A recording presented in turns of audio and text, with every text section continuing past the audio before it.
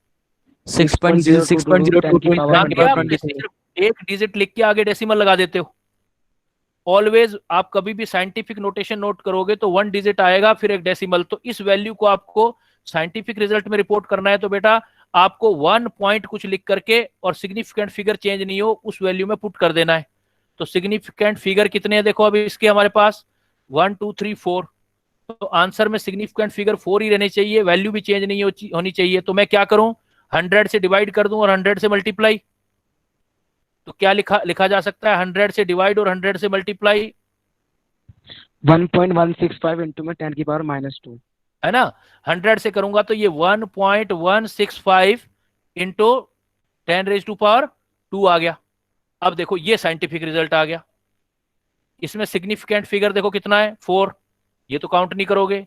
इसमें भी significant figure 4, value कितनी है ये भी सोल्व करोगे तो इतनी ही आएगी 116.5। 5. Is it clear, beta? Have any doubt to any student? It is specially for No, sir. No, sir. Next चलो फिर, अगर आपको ये तो ऐड या सब्सट्रैक्ट करना था, बट आपको अगर मल्टीप्लाई या डिवाइड करना हो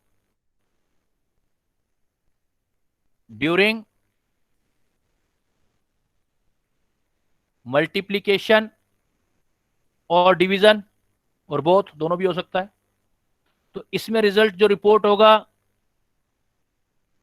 वो रिजल्ट इज रिपोर्टेड, यहां रूल चेंज हो जाएगा बेटा, result is reported with minimum significant figure. वहां डेसिमल आया था, मिनिमम डेसिमल प्लेस, यहां पर minimum significant figure as given. आपको जितनी भी वैल्यू दे रखी है, आपको टोटल रिजल्ट निकालना है, तो उसमें सिग्निफिकेंट फिगर देखने हो तो जितना मिनिमम सिग्निफिकेंट फिगर है वो डायरेक्ट करोगे, और सॉल्यूशन निकालना हो तो result is reported with minimum significant figure. पिछले में क्या था बेटा? पिछले में सिग्निफिकेंट फिगर नहीं बोला था, ऐड और सब्सट्रैक्ट में मैंने क्या बोला था? Minimum place. लेकिन यहां पर मिनिमम सिग्निफिकेंट फिगर। सपोज मैं आपको एक वैल्यू देता हूं, मैं कहता हूं कि ये है 380.2 मल्टीप्लाई करो 5688.82 और डिवाइड करो आप इसको 30.1, तो जो आंसर होगा उसमें how many significant figure in answer? Significant figure in 3 answer. तो बेटा कैलकुलेट मत करना, करने की रिक्वायरमेंट ही नहीं है, क्योंकि मिनिमम सिग्निफिकेंट फिगर देखने आपने, तो इसमें कितने हैं सिग्निफिकेंट फिगर? 3, और इसमें कितने हैं? 4, और इसमें भी 3, तो मिनिमम जो है वो वाला आंसर होगा, तो डायरेक्ट आंसर दे देंगे 3। लेकिन अगर आपको कैलकुलेशन करके निकालने के लिए कहे तो कैलकुलेशन कर लेना, उसके लिए मैं थोड़ा इजी ले लेता हूं कैलकुलेशन, बिकॉज हमें तो कंसेप्ट समझना है। सपोज हमारे पास है 20.0 इंटू 5.2 डिवाइडेड बाई है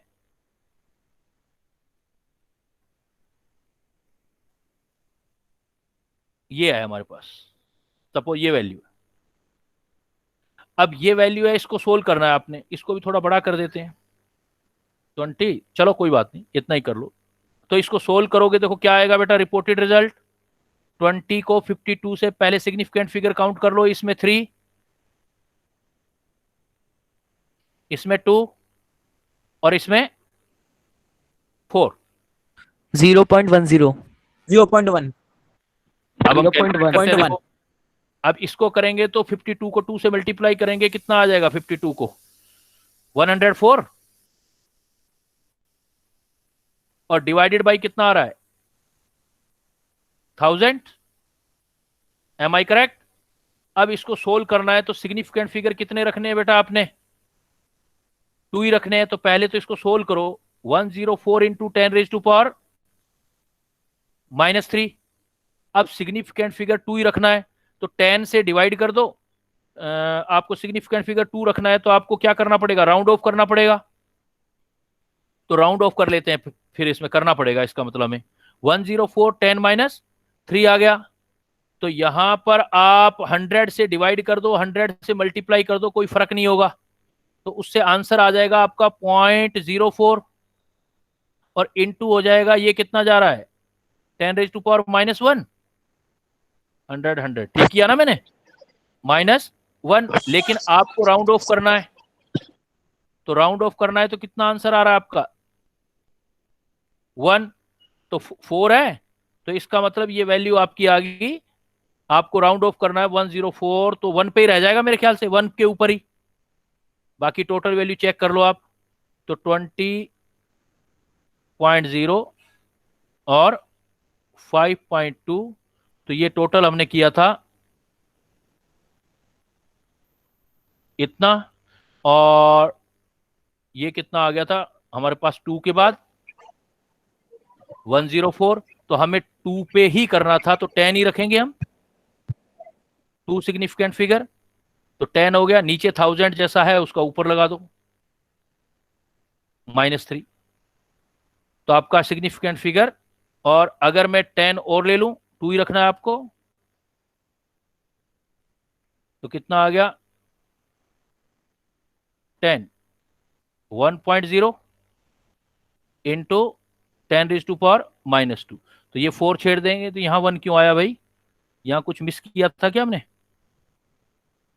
हमने 20 लिया था, 5 सर वो सही है। 52 से किया। हाँ, यहाँ एक 0 छोड़ दिया था ना, मैं 0 छोड़ दिया था क्योंकि 25 5.2 था। तो 104 224 10 ये लिया हमने 104, तो हमने 2 फिगर करना था ना, मैं 104 ये छोड़ दिया हमने, तो 1.04, तो ये आएगा बेटा आपका।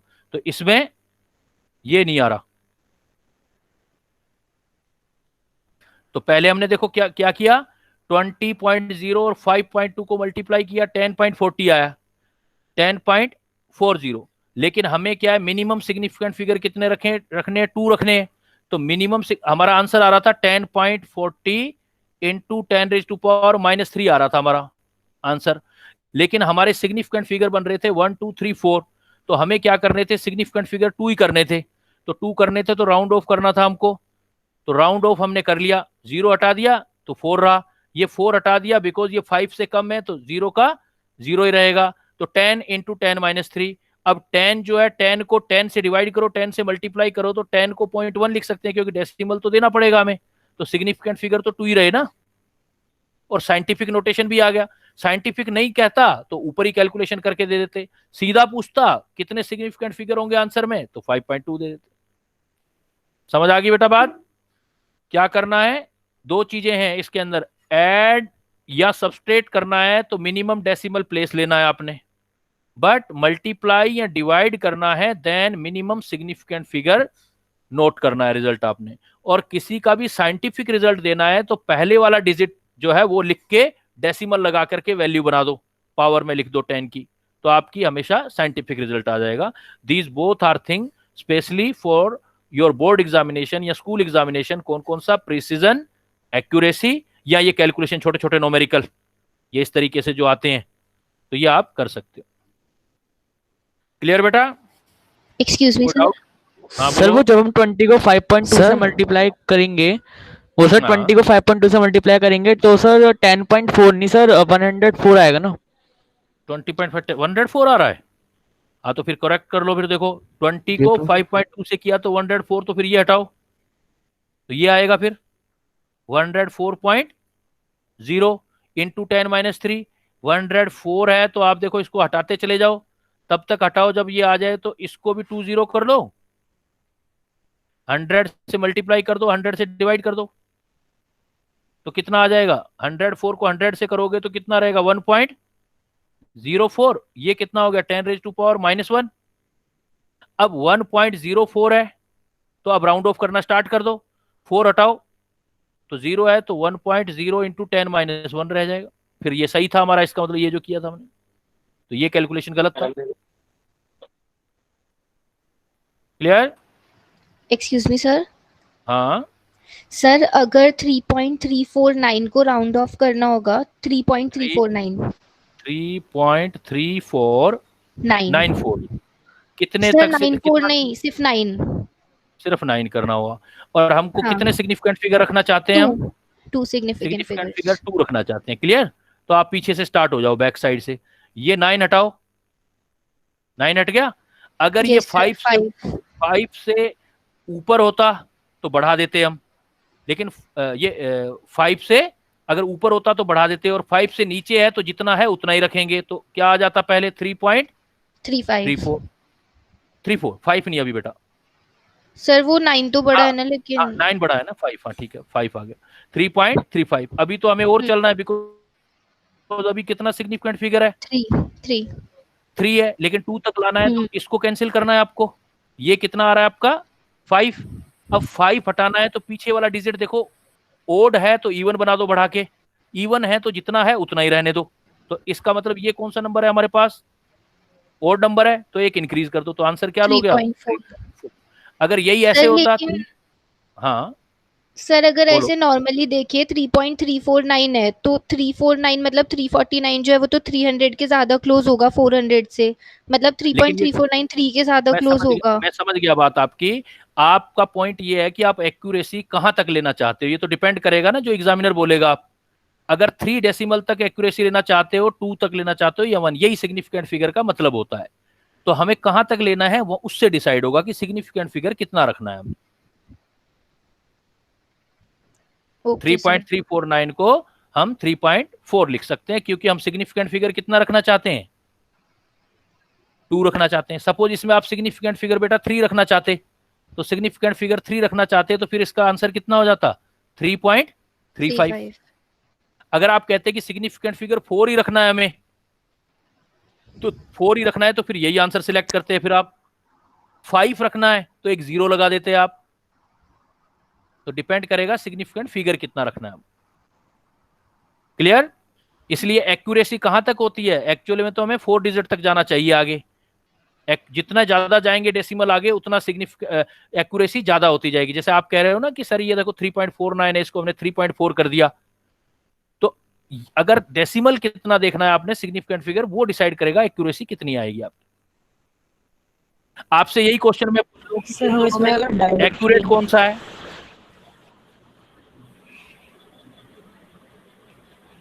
तो एक्यूरेट कैसे बता पाओगे कि भाई इसमें ज्यादा एक्यूरेसी है? क्योंकि हम डेसिमल के बाद कितने प्लेस बता रहे हैं इसके अंदर, 3। इसमें कितने बता रहे हैं, 2।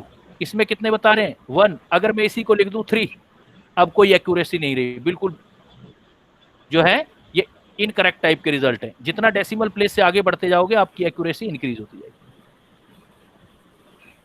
यस बोलो बेटा। सर अगर हम इसमें डायरेक्टली 49 को देखें तो वो 50 से तो कम है, इसलिए 3.3 रह जाना चाहिए ना उस हिसाब से। तो नहीं, वो नहीं देखा जाता, पीछे से स्टार्ट किया जाता है, बैक से, और स्टेप टू स्टेप चला जाता है। वो डिपेंड करता है कि एक्यूरेसी आप अपनी तरफ से मत लगाओ 49 से। आप ये देखो कि आप एक्यूरेसी चाहते कितने फिगर तक हो। सिग्निफिकेंट फिगर 2 कह रहा है तो ऐसे ही आना पड़ेगा आपको। सर अगर इसमें बहुत सारे डिजिट्स होते हैं डेसिमल के बाद और हमें राउंड ऑफ सिर्फ 2 या 3 तक ही करना है, तो हम सारे थोड़ी देख सकते हैं। हमें तो जहां तक करना है उसके अगला वाला देखते हैं। 4 के आगे तो लिखते भी नहीं है बेटा, हमेशा पीछे से चला जाता है। ऐसे अगर किसी ने बताया है तो दोबारा पूछ लेना या बुक्स पढ़ लेना, ठीक है ना। हो सकता है आप मुझे कह रहे हो क्योंकि किसी ने ऐसा बता दिया हो आपको, तो ऐसा नहीं होता है। जब आप इसकी वैल्यू लिखते हो 6.02333333 जो आपका ये होता है आपका जो क्या बोलते हैं इसको, अगर ऐसा होता तो फिर इन डेसिमल का मतलब ही क्या होता, फिर सीधा ही कह देते सारे हटाओ। तो सर हमें लास्ट वाले डिजिट से चेक करना है। यस, नहीं तो सीधा ही कह देते ना 49 हटाओ 50 लिख दो, फिर तो हम सीधा ही बोल देते। 2 डिजिट थोड़ी होते हैं, डेसिमल एक प्लेस से चेक होता है, 2 प्लेस से कभी नहीं होता। क्लियर? ठीक है बेटा।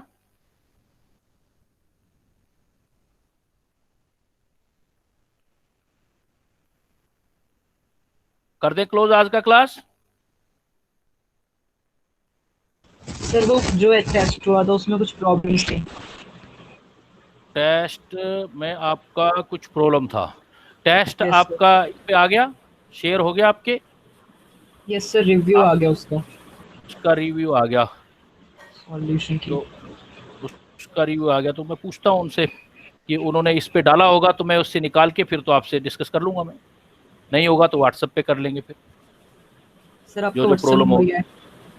हाँ वो मैं बता दूंगा बेटा। आप वो मधु मैडम है ना, उनसे पूछ लेना, वो बता देंगे। Okay sir. ठीक है बेटा, करें ऑफ क्लास आज का। चलो Yes, बेटा sir. आज पर ना ये तो थ्योरेटिकल पार्ट है, ये तो करना ही है, मतलब